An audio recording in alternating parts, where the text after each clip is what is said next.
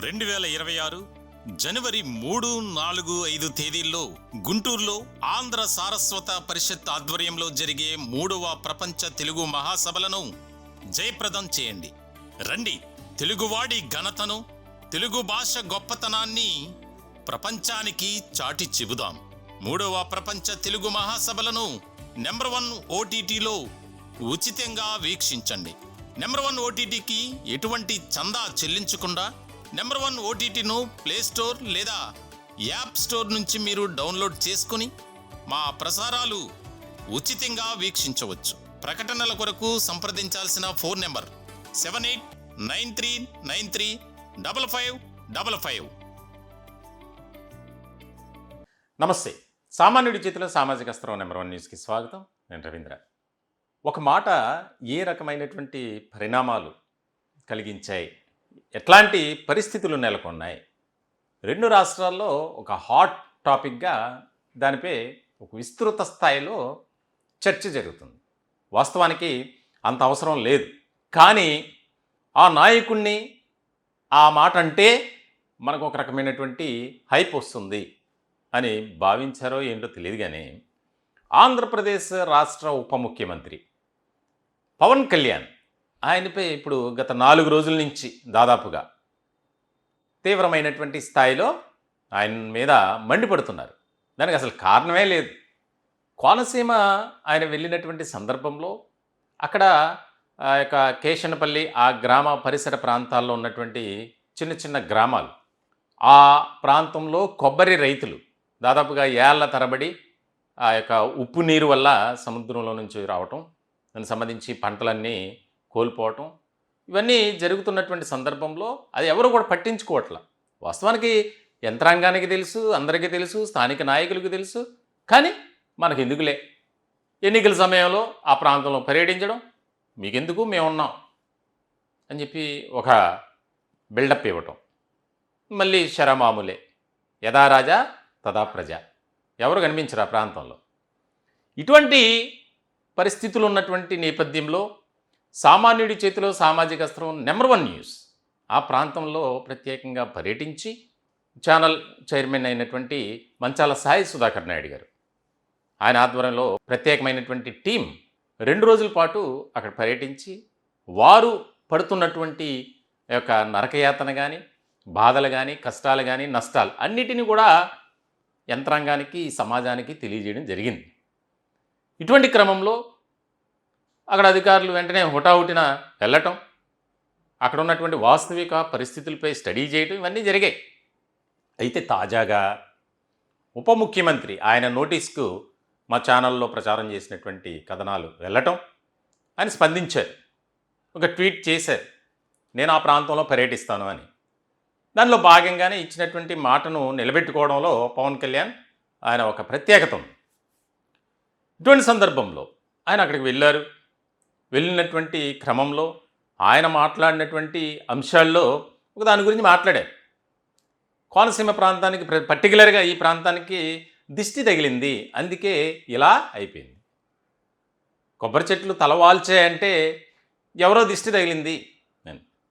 రాష్ట్రం ఎంతో సుభిక్షంగా ఉండేది, అది కోనసీమ ప్రాంతం ఎప్పుడూ కూడా పచ్చదనంతో బాగుండేది, ఆహ్లాదకరంగా ఉండేది. దాన్ని రాష్ట్ర విభజనతో మరింతగా అభివృద్ధి కుంటుపడింది అన్న ఆలోచనతో ఆయన మాట్లాడారు.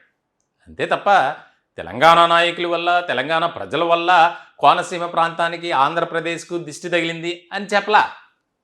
దాన్ని వక్రీకరించి తెలంగాణలో పాపం చాలామంది రాజకీయ నాయకులు ప్రెస్ మీట్లు పెట్టి వారి సమయాన్ని కేటాయించి మరీ పవన్ కళ్యాణ్పై బురద జల్లే ప్రయత్నం చేశారు. ఏ స్థాయిలో అంటే తెలంగాణలోకి అడుగు పెడితే తిరగనివ్వం, ఆయన సినిమాలు ఆడనివ్వం, తెలంగాణ తెలంగాణ వదిలిపెట్టి వెళ్ళిపోవాలి. అసలు ఎవరి జాగీరు, ఎవరి సొంతం అది? ఆయన అన్న మాట ఏంటి, మీరు వక్రీకరించింది ఏంటి? దానికి సంబంధించి రకరకాల ప్రచారాలు జరిగాయి.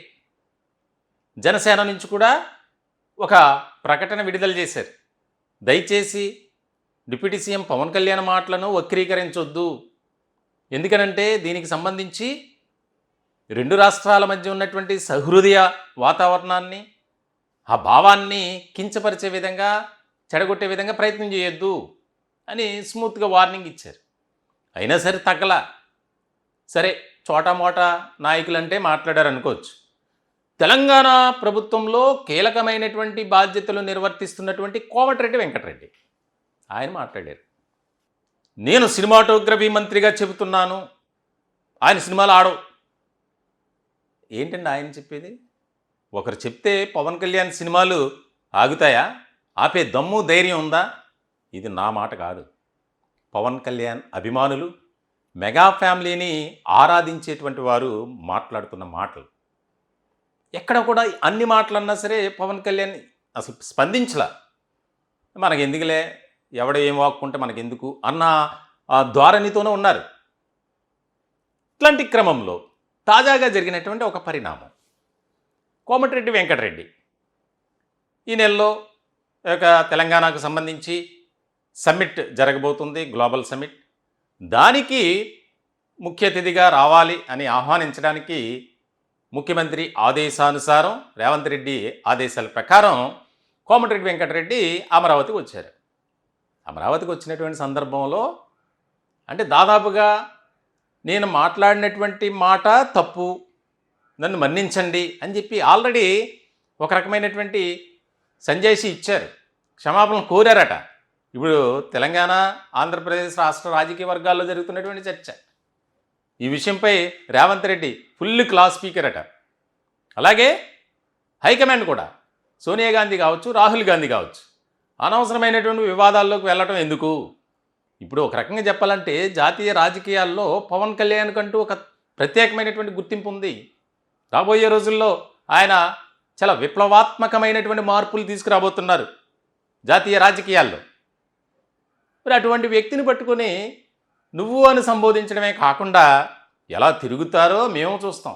సరే, ఎవరో తాజాగా రాజకీయాల్లోకి వచ్చినటువంటి నాయకులు మాట్లాడారంటే మరి ఉడుకు రక్తంతో మాట్లాడారు, వారిని మాట్లాడించారు అనుకోవచ్చు.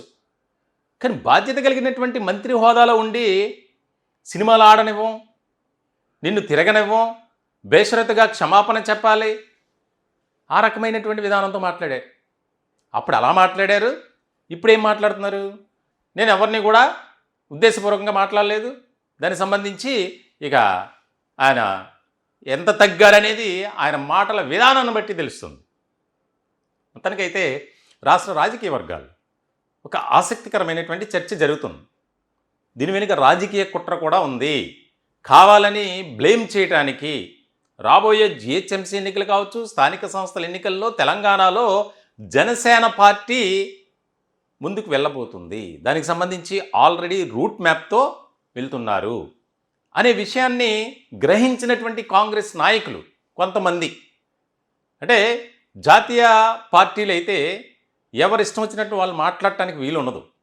హైకమాండ్ నుంచి ఆదేశాలు ఉండాలి, వారి సూచన ప్రకారమే చేయాలి. ఏదో సొంత పార్టీలాగా ప్రజాశాంతి పార్టీ కేఏ పాల్ మాట్లాడతారు ఒక్కొక్కసారి, అలా మాట్లాడటానికి కుదరదు. జాతీయ పార్టీకి ఒక ప్రోటోకాల్ ఉంటుంది. దానికి సంబంధించి ఎవరు ప్రమేయం లేకుండా, ఎవరి అనుమతి లేకుండా మాట్లాడినటువంటి వ్యక్తులపై ఆల్రెడీ క్రమశిక్షణ చర్యల్లో భాగంగా వార్నింగ్ ఇచ్చారు, షోకాజ్ నోటీస్ ఇచ్చారు. ఇలాంటి సందర్భంలో అప్పుడేం మాట్లాడారు కోమటిరెడ్డి వెంకటరెడ్డి, అమరావతి వచ్చినటువంటి సందర్భంలో ఏం మాట్లాడారు ఒకసారి చూద్దాం. కానీ పవన్ కళ్యాణ్ కొత్తగా రాజకీయాలకు వచ్చి డిప్యూటీ సీఎం కాగానే తెలిసి తెలియకనే మాట్లాడిండో, మరి కావాలని తెలంగాణ వాళ్ళని అవమానపరచాలనుకుండో ఏమనుకుండో, కానీ దానికి క్షమాపణ చెప్తే కనీసం ఆయన సినిమా 1-2 రోజులన్నా ఆడుతుంది. చెప్పకపోతే ఎక్కడ కూడా తెలంగాణ థియేటర్లలో సినిమాలు రిలీజ్ కావు. సినిమాటోగ్రఫీ మినిస్టర్ కానీ నేను చెప్తున్నా ఈ మాట. మీ మంత్రులందరూ మూకమ్మడిగా డిప్యూటీ సీఎం పవన్ కళ్యాణ్ మీద కామెంట్ చేస్తున్నారు, తెలంగాణ సినిమా ఆడమని. అదే చిన్న చిన్నవి జరుగుతుంటే పోతుంటాయి. తెలుగు రాష్ట్రాల ప్రజలు ఎంత మంచి వాళ్ళంటే, దేశంలో మంచి వ్యక్తులు, సౌమ్యులు, మాటకు మర్యాద ఇచ్చేవాళ్ళు, ఇంటికి వస్తే అన్నం పెట్టి ఛాయ్ తాపి మంచినీళ్ళు ఇచ్చే సంస్కృతి తెలుగు రాష్ట్రాలది. ఈ 2 తెలుగు రాష్ట్రాలు మంచి మనసులు కూడా కలిసిపోయినాయి. 2 రాష్ట్రాలు కూడా అభివృద్ధి కావాలనేదే కోరిక. చిన్న చిన్న ఇష్యూలు వస్తుంటే పోతుంటుంది, దాని మీద నో కామెంట్. అదండి పరిస్థితి. అంటే ఒక ఫేమ్లో చరిస్మా కలిగినటువంటి నాయకుడిని ఏదైనా మాట్లాడితే మనకు కూడా ఒక రకమైనటువంటి హైప్ వస్తుంది. అదే విధానంతో మాట్లాడారు. అదే దాదాపుగా చర్చ జరుగుతుంది. కానీ ఇంత జరిగినా ఒక మెచ్యూరిటీ లెవెల్ పొలిటికల్ లీడర్గా పవన్ కళ్యాణ్ ఆయన మాట్లాడటం కానీ దానికి సంబంధించి ఏదీ లేదు. తాజాగా ఆయన మాట్లాడారు, కందులు దుర్గేష్ మాట్లాడారు, దీన్ని అనవసరమైనటువంటి వివాదం చేయొద్దు, వక్రీకరించొద్దు, మీరు మేము అంతా ఒకటే అని చెప్పి. అంటే అప్పుడు ఆ స్థాయిలో మాట్లాడినటువంటి కోమటిరెడ్డి వెంకటరెడ్డి అమరావతికి వచ్చినటువంటి సందర్భంలో ఎలా మాట్లాడారు అనేది మీరు చూశారు. అంటే రాజకీయాల్లో ఏ క్షణాన్న ఎటువంటి పరిణామాలు చోటు చేసుకుంటాయి, ఎటువంటి సమీకరణాలు ఉంటాయి అనేది చెప్పలేనటువంటి పరిస్థితి. మొత్తానికైతే ఇది రాజకీయంగా మాత్రమే ఆయనపై బురద జల్లే ప్రయత్నం చేశారు. లేని అంటే అన్నటువంటి మాటలను దానికి ఈ రకంగా అన్నారు, తెలంగాణ ప్రజల్ని కించపరిచే విధంగా మాట్లాడారు, ఉద్దేశపూర్వకంగా మాట్లాడారు, ఆ రకంగా రాద్ధాంతం చేయడానికి ప్రయత్నం చేశారు. బహుశా ఈ ఎపిసోడ్ ఇప్పటితో అయితే దాదాపుగా ఎండ్ కార్డు పడినట్లే. మొత్తానికైతే తెలంగాణ కాంగ్రెస్ నాయకులు కాస్త తెలుసుకున్నారు, వారికి తెలిసొచ్చింది.